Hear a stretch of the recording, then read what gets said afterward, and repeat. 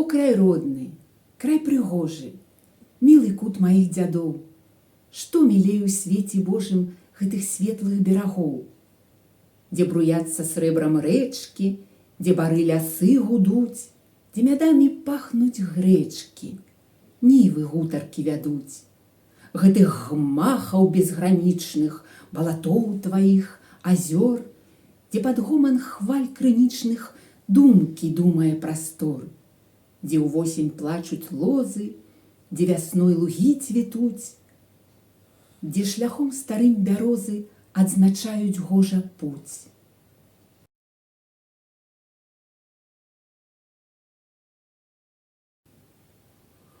Oh tierra natal, tierra hermosa, el lindo rincón de mis abuelos.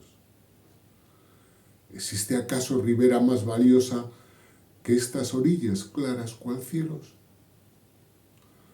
Donde los ríos borbotean con plata, donde huele a miel el sarraceno en flor, donde los bosques y robledales charlan y los campos siguen la conversación.